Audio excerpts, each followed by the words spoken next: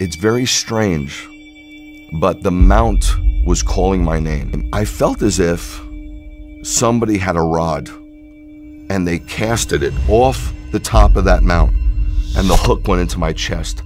And I get up to the mountain, and I got out of the car, and I ran to this covering, and there was a plaque, and it said the Basilica to the Transfiguration. And I heard a voice, and the voice said, "Come away and pray with me." But I didn't know how to pray. So I emptied myself and closed my eyes. And I saw a vision. And I saw the eastern sky open up. And I saw somebody come out of that eastern sky. And it came down and descended, and his face shone like the sun, and his clothes was white as light. Shalom, my name is Greg Hirschberg. I live in Georgia currently, born and raised in New York City. 64 years old. When I was a little boy, I was raised in a very Jewish family. I was raised Orthodox, walked to my synagogue every Shabbat, went to Hebrew school 2 days a week.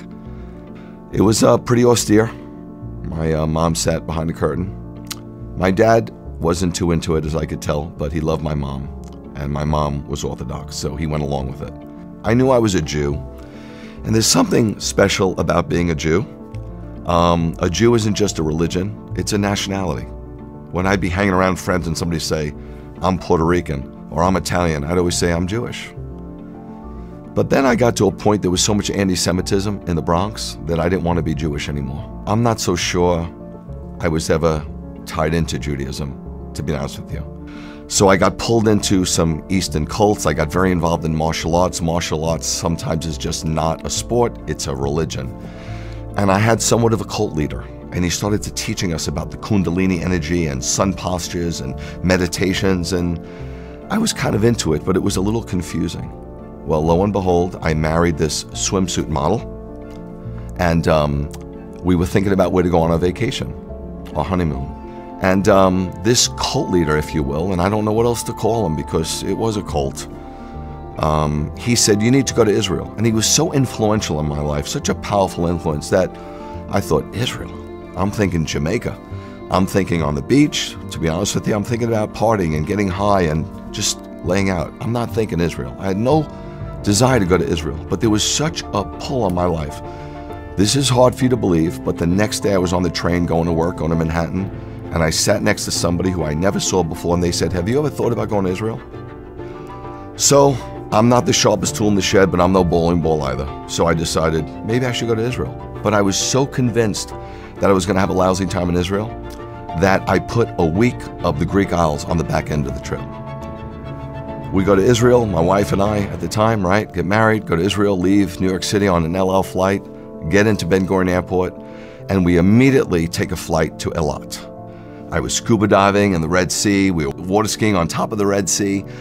We were going out to restaurants, partying, dancing, having a great time. Then we came to Jerusalem about 5 days later. There's an Armenian corner and a Christian corner and a Muslim corner, and it was shocking to me. And I didn't really enjoy it, but we went out to some great restaurants. We just saw some sights on our own. We're having a pretty good time, but I'm thinking, I gotta get to Greece. Well, we had 1 day left. 1 day left to the trip. And I said to my wife, "Let's get a car and let's go up north." And so she said, "Why?" I said, "I don't know. I don't know." She goes, "No." She goes, "Where do you want to go?"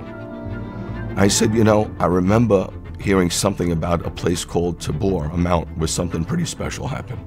Let's just go there. So we drove up, and we didn't know where we were going, so there were hitchhikers. It was 1989. So a guy was hitchhiking. And so I took him where he was hitchhiking, and I look over to the left, and I see this mount. And it's very strange, but the mount was calling my name. I felt as if somebody had a rod, and they casted it off the top of that mount, and the hook went into my chest. And as I'm driving up, I got a little exasperated. So in reality, we're looking for this Transfiguration Mount because something happened there, right?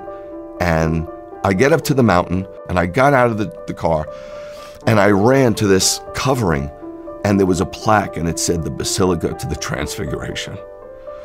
And I heard a voice, and the voice said, "Come away and pray with me." but I didn't know how to pray. So I emptied myself and closed my eyes, and I saw a vision.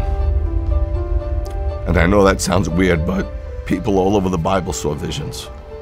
And I went to a trance-like state. And I know that sounds new age, but Balaam went into a trance-like state in the Bible, and others have. And I saw the eastern sky open up, and I saw somebody come out of that eastern sky.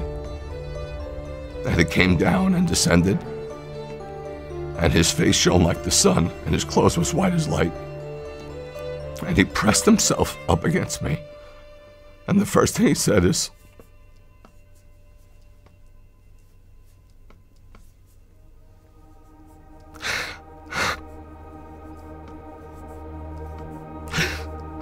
"I love you." And I remember crying for a really long time. My wife says maybe it was about 20 minutes. And I looked back, and it wasn't tears of joy, and it wasn't tears of pain. It was like a sanctification. It was like a cleansing. Like all the crap, all the Eastern thought, all the nonsense, all the religion just came out of me. I didn't know anything about the Holy Spirit. I didn't know that God can enter your heart and live in your tabernacle. So I thought God was on the mountain. And I remember talking to God and saying, "I'm so sorry that I have to leave. I don't want to leave. But I hope one day I can come back here."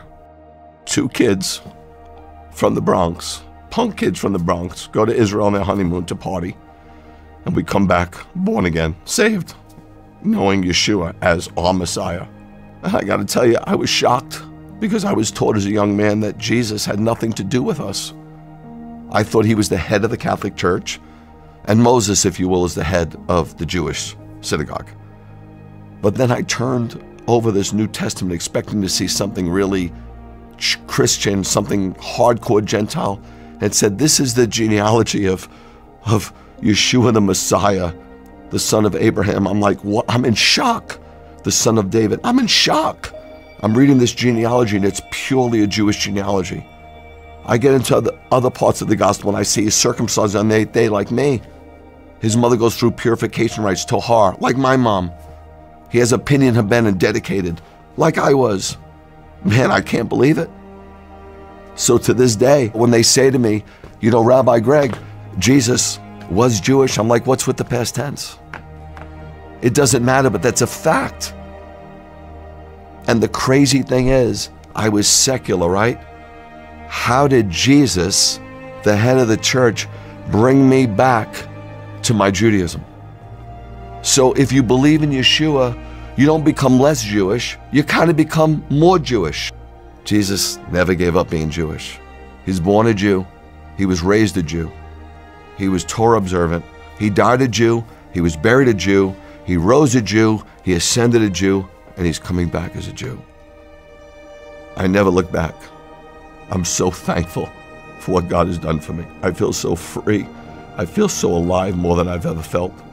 And you get to a place, man, when you meet Yeshua, where he becomes enough. And I'm here to tell you, if God isn't enough, nothing will be enough. You'll search and search and search the world over. You'll go from one high to the next. You'll go from one thing to the next. But when you meet him, all bets are off. It's done. The search is over.